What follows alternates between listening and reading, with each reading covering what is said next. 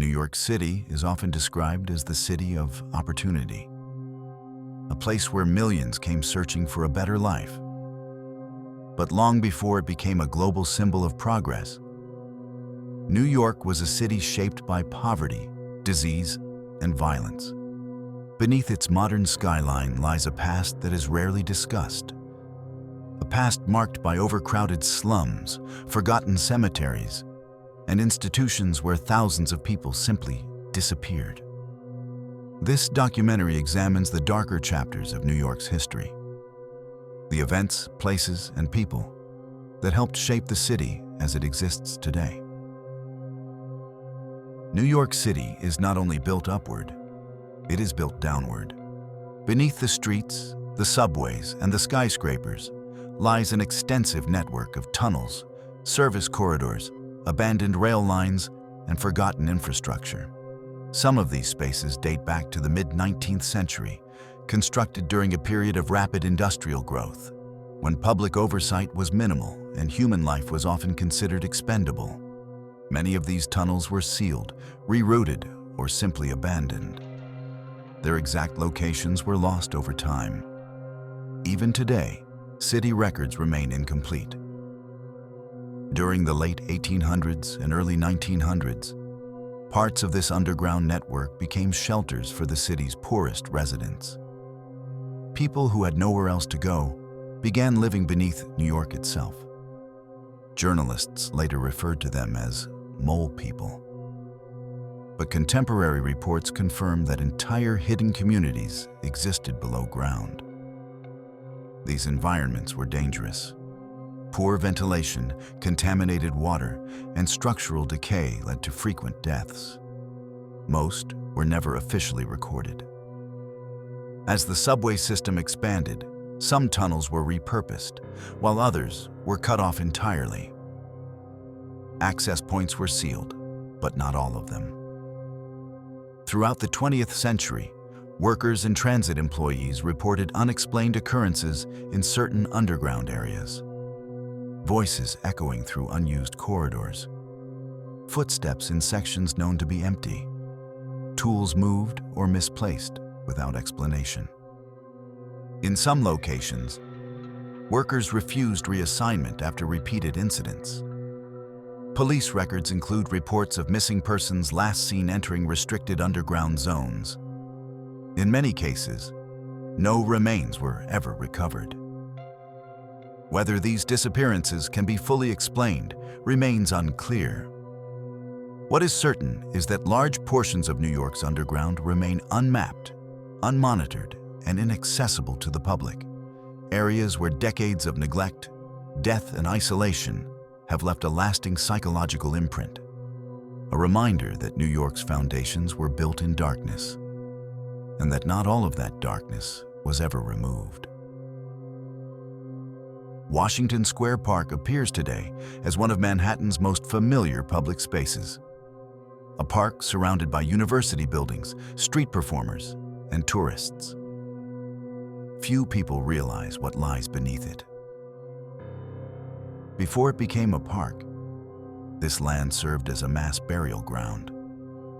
From the late 18th century into the early 19th century, thousands of bodies were buried here.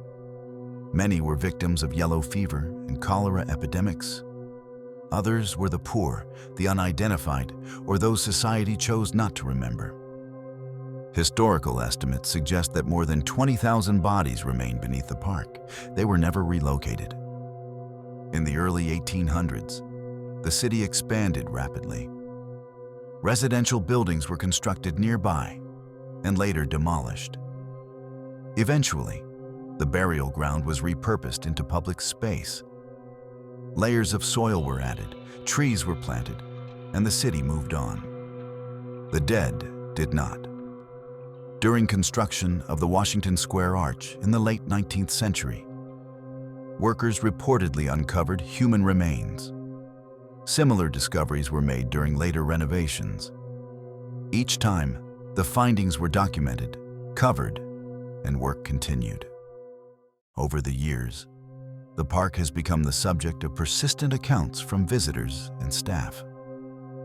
People describe sudden drops in temperature, unexplained feelings of anxiety, and the sensation of being watched.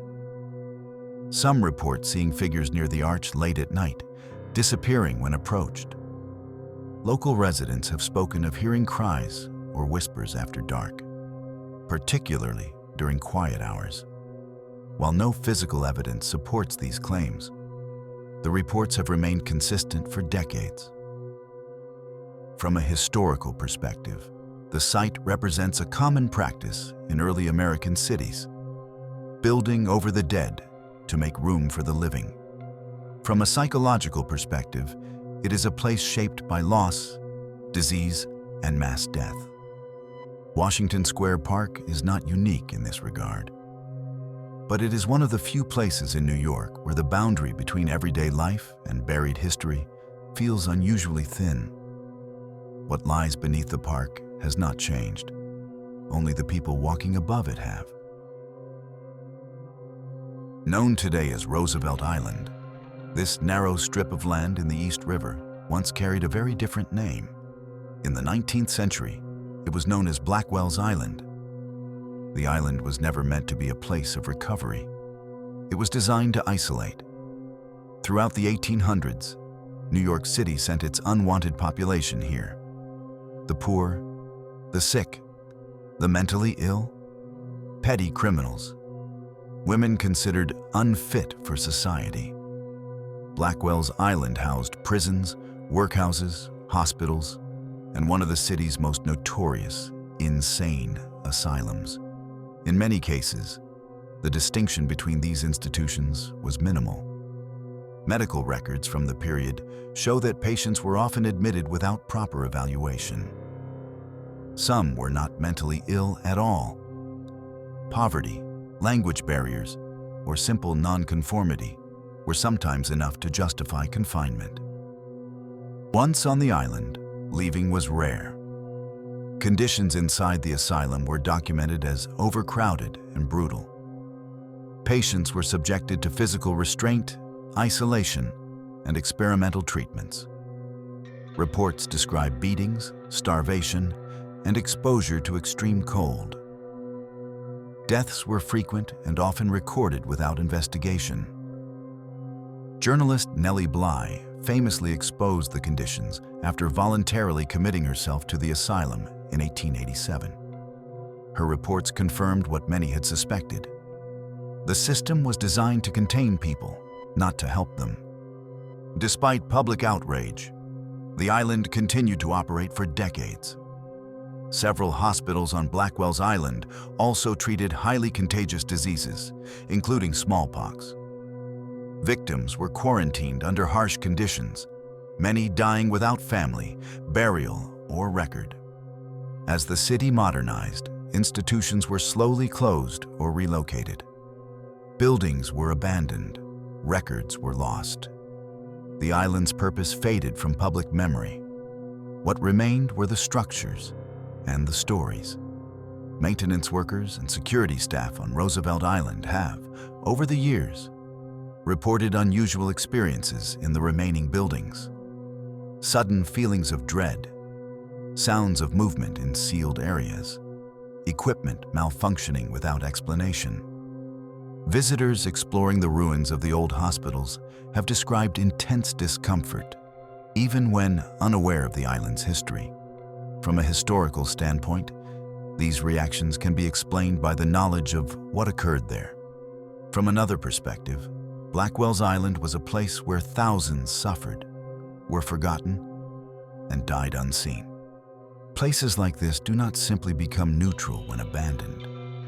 They remember. Located at 14 West 10th Street, the building known as the House of Death stands on a quiet residential street in Greenwich Village. From the outside, it appears no different from the surrounding brownstones. Its reputation is not the result of a single dramatic event, but of a long accumulation of reported incidents and confirmed deaths over more than a century.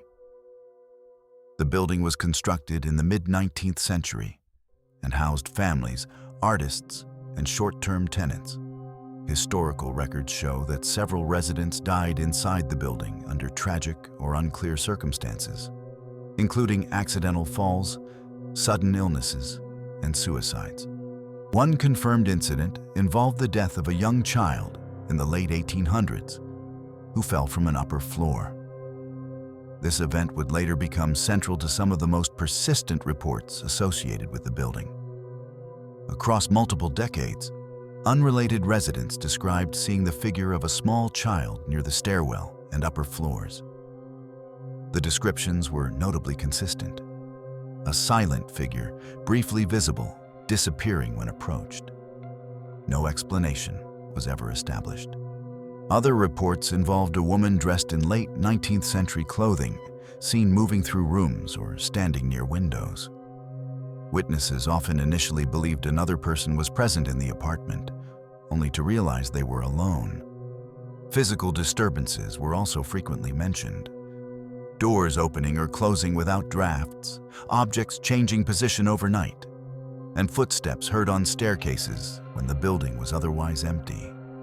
Several tenants described waking during the night with a sensation of pressure on their chest and an inability to move.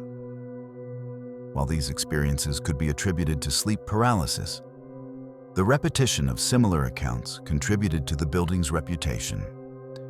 In addition to visual and physical reports, some residents experienced sudden anxiety, insomnia, or recurring nightmares shortly after moving in. In at least one case, these symptoms reportedly ceased after the tenant left the building. The house gained wider attention around 1900, when author Mark Twain briefly stayed there.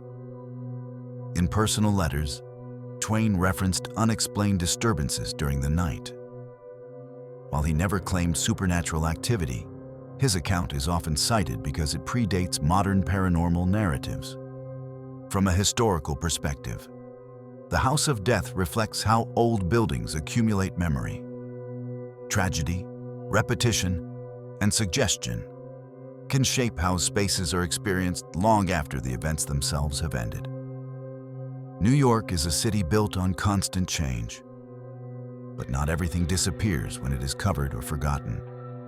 Beneath its streets and behind its walls, parts of the past remain, not as legends, but as places shaped by real events. Whether the unease people still report today has an explanation or not, the history itself is real, and it is still there,